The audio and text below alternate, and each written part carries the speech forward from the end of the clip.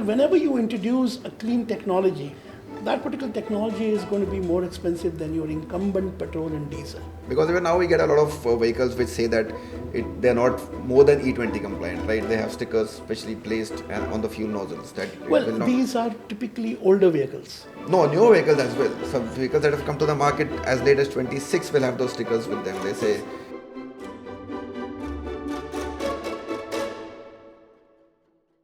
Hello and welcome to yet another podcast right here on Car and Bike. And today we're discussing a really important issue.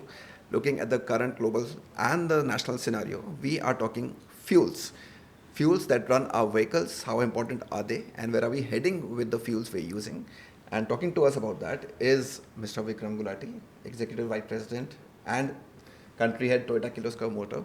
Always great meeting you and hearing your insights about all topics. Thank you so much for joining us. Thank you for having me. It's a pleasure. Really looking forward to this conversation. Yeah, and since fuels are the hot topic of discussion right now, especially with the war going on for the last few months, realistically, what is the situation right now? And how are the next few months looking in terms of availability of fuel? Well, I think everybody is aware that we are dependent on imports. 88% of fossil fuel that we consume is imported.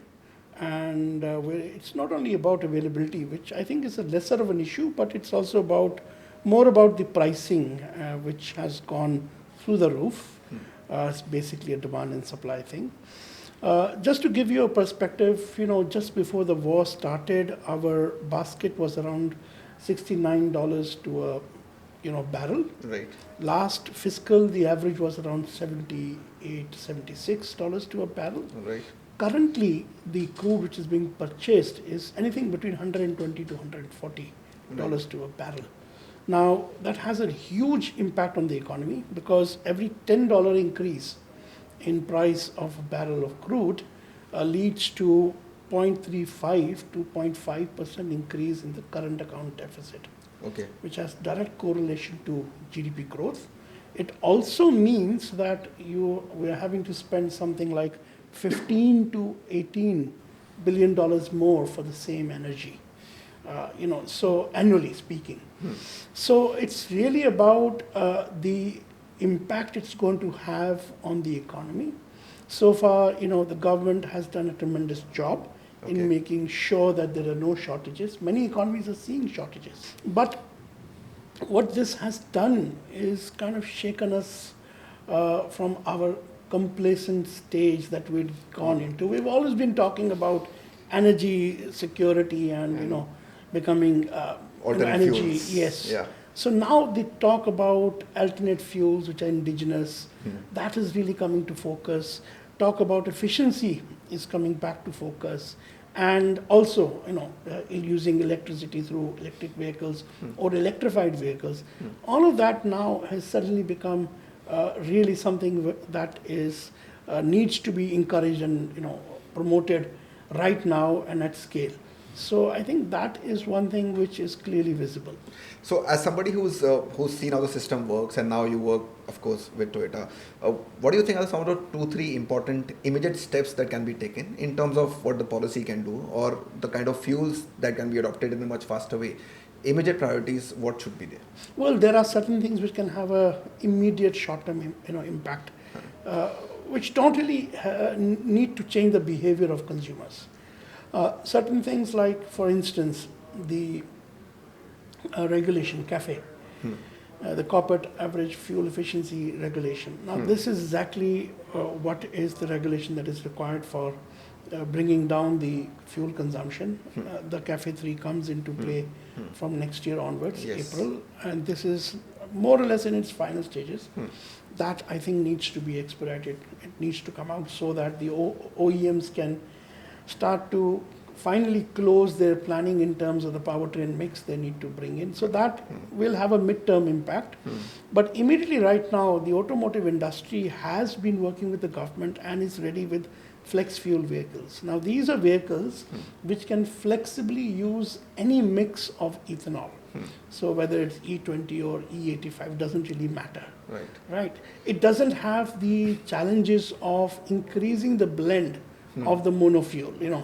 going from 20 or 18 or 25 or whatever, because that has a lot of issues, driven into it. So flex fuel vehicles is something that can be done right away, primarily because you see our ecosystem is ready, meaning that we currently have something like 500 to 600 crore liters of surplus ethanol with capacities lying there, which can be immediately activated. Just to give you a perspective, for E20 we need something like 1060 crore liters. So this itself can jump up the consumption of ethanol and hence reduce the consumption of petrol very significantly. The capacities for processing is available, the feedstock is available. What it really needs is for flex fuel vehicles to come in. Most of the OEMs have shown prototypes. Yes. And just waiting for right policy signals to bring them in.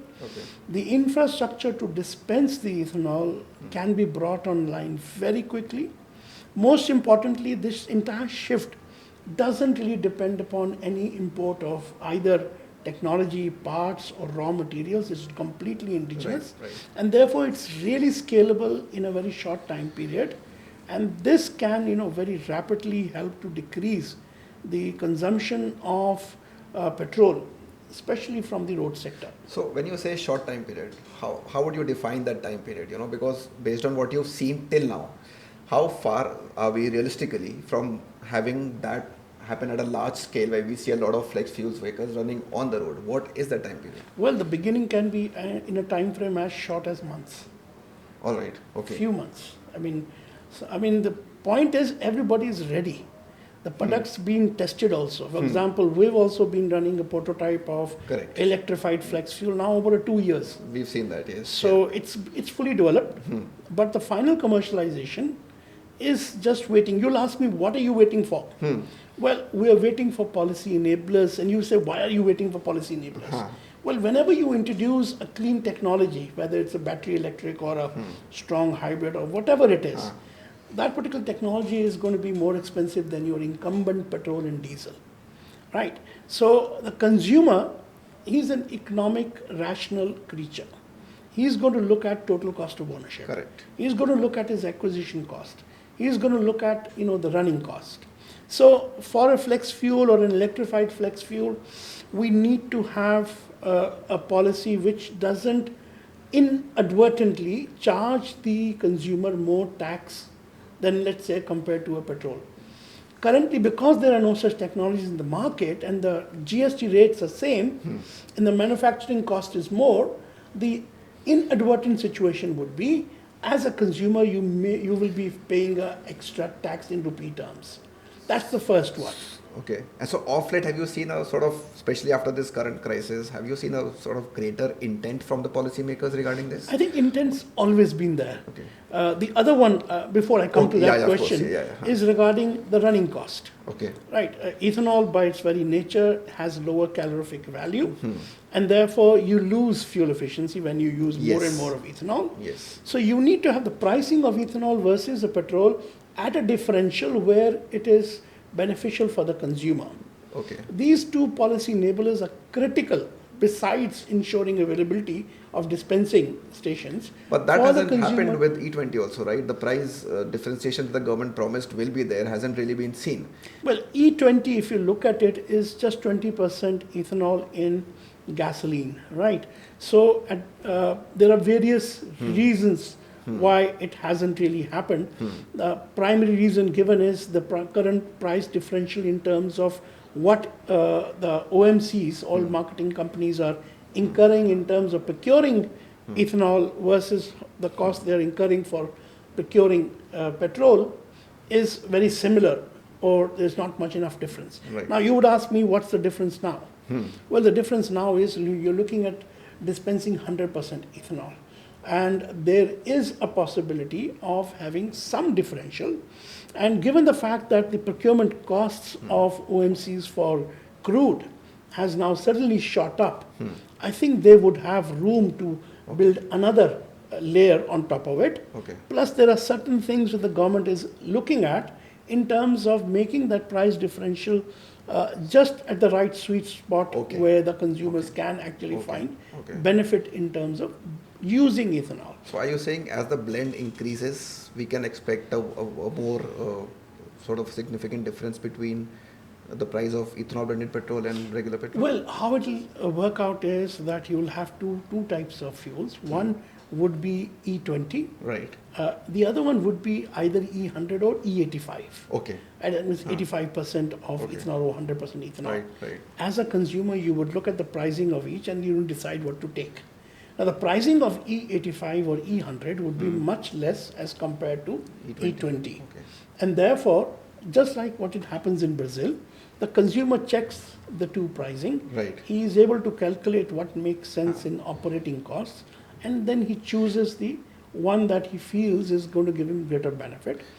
And in Brazil, it's always a choice for E100 or E85 because they Right. have a law which says that the ethanol that is being dispensed has to be at least 30% cheaper, 33% cheaper. Even for E20.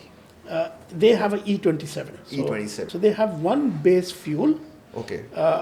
E27 till some time back, now E32 perhaps, versus our E20. That's the base fuel, right? Separately with that, they have a E100. Right. I get that. Yeah. So, I mean, as a consumer, you go and buy whichever you want to buy, and economically there it's better, it's much cheaper to buy a E100. So that's why in Brazil, while they have a E27 mix till recently, their national average is 47% ethanol. Right. That's Okay. because everybody who has access to ethanol is actually buying ethanol. Because the products also are there in which it can be used. 95% of all the market in Brazil in terms of vehicles on the road are flex fuel. Flex fuel vehicles. Right. Here we are going to be introducing flex fuels, Flex fuels, for the first time. So what would be so our base is going to remain the same, or is it also going to change? Like how some concerns have already been raised, where E20 could become maybe 25 or 30 or. Well, there is talk about should we be at E20 or E25? Right.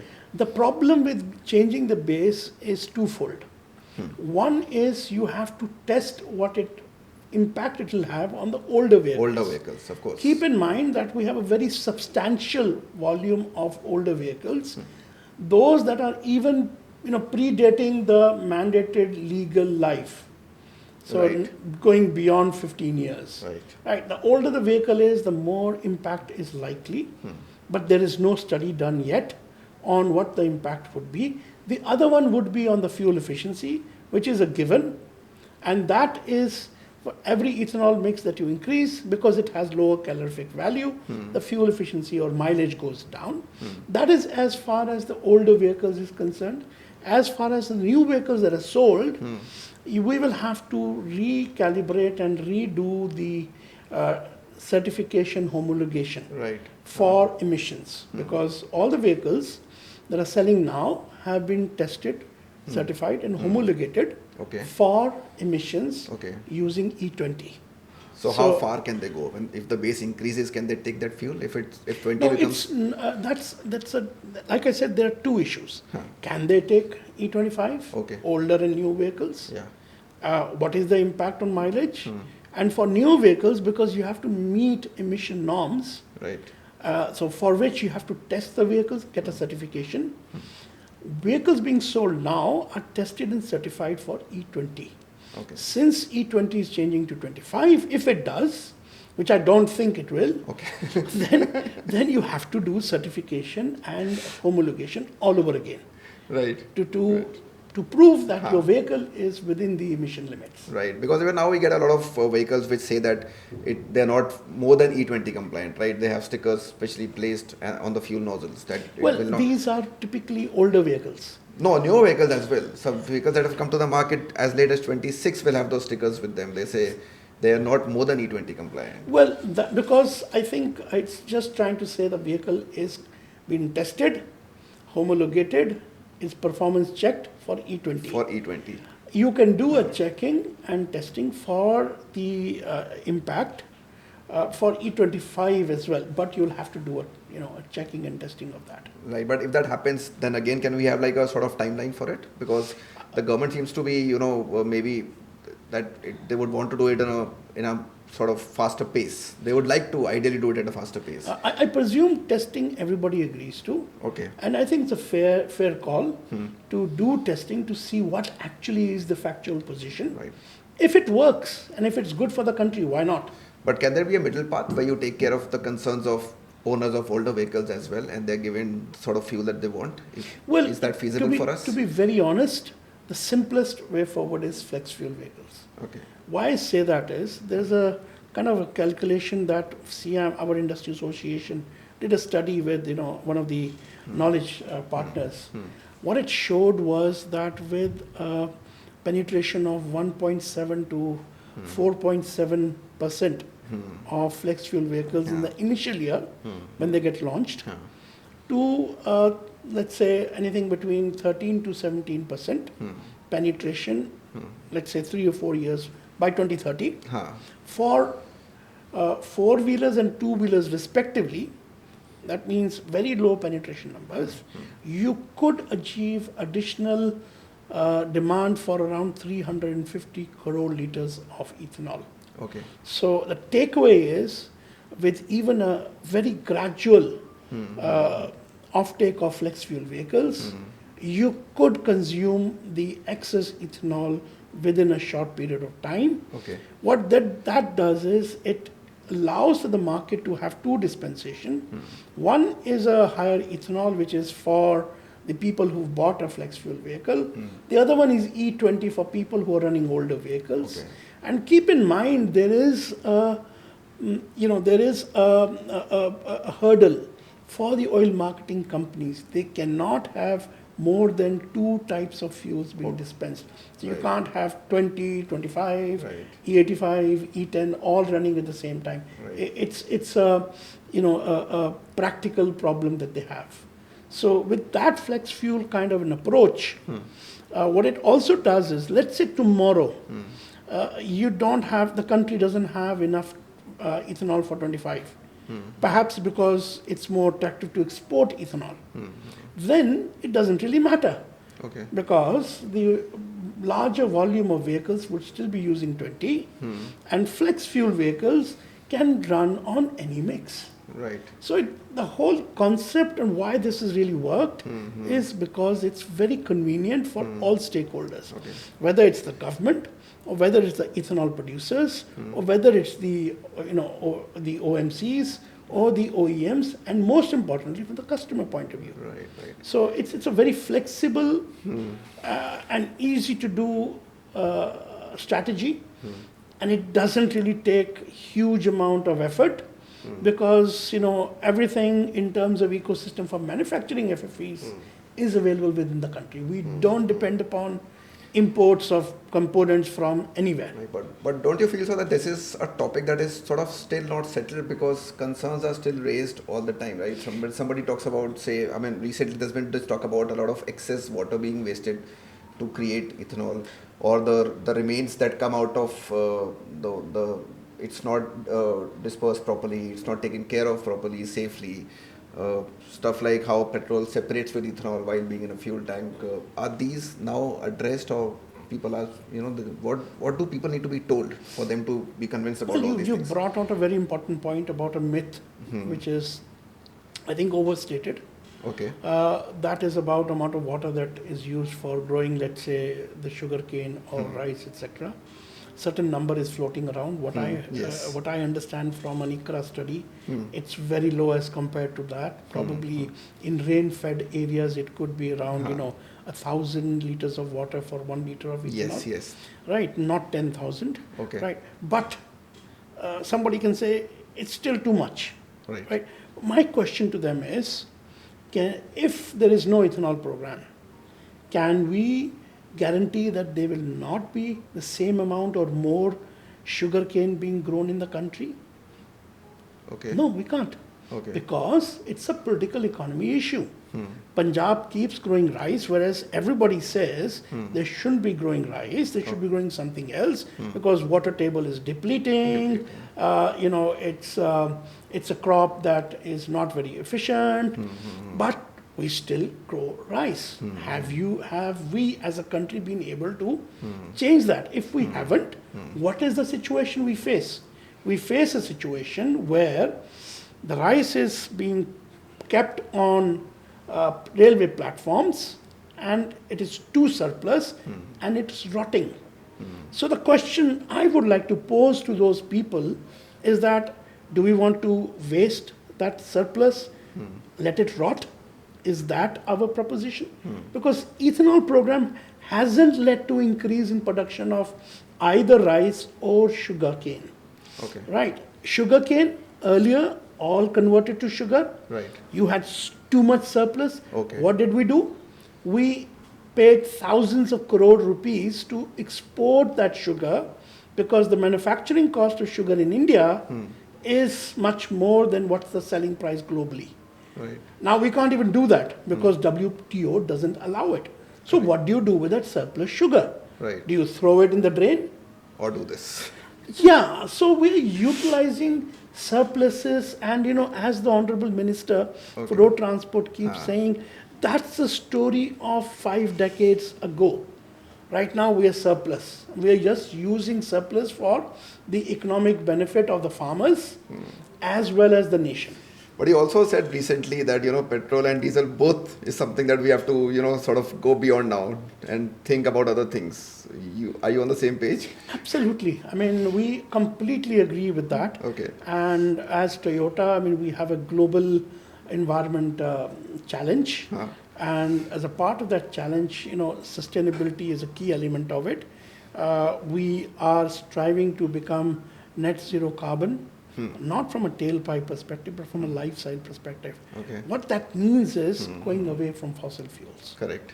Right. So we completely believe that we need to get off the fossil fuels as fast as we can. Okay. Ethanol, by the way, is a very, very sustainable, renewable fuel because it uses the sunlight to capture carbon dioxide to grow the plant, which is then used to make into ethanol. Right. So it's practically carbon neutral. Correct. So it's very sustainable. It is not adding carbon to the environment. Fossil fuels come from below the ground and therefore are adding additional carbon to the atmosphere, which is aggravating the climate change issue. So you're saying that, looking at how things are panning out in our country, this increased push on alternate fuels and less dependency on traditional fossil fuels, looking at what Toyota has to offer globally in different markets of the world, you think that both things can synergize and then you have the sort of products that you can get to the Indian market which will fall into place with the consumer? Well, we've been completely tech neutral forever. Okay. The reason is very simple. We believe that the end objective is not technology. Technology is an enabler to get to the end objective, which is to decarbonize and move away from fossil fuels. So therefore, whatever technology helps you achieve that is a desirable technology to use. And different technologies have very different offtake in different countries and different markets and different sub-markets. So therefore, as far as Toyota is concerned, we have the entire range of electrified vehicles, right from the hydrogen, battery electric, plug-in hybrids to the strong hybrids. And we also have full range of the alternate fuel vehicles. And we also have best of both the worlds, which is electrified flex fuel vehicles. Yes. All of these are sustainable green technologies, and they offer opportunity for a common consumer to choose one that he can take on and as a better choice versus a traditional petrol or a diesel vehicle. Lovely. Thank you so much for all your insights, and appreciate you joining us and giving us those inputs. Thank you so much. It was an absolute pleasure and really enjoyed this conversation. Thank you so much. so much. Thank you. For more such videos, stay tuned to Car and Bike.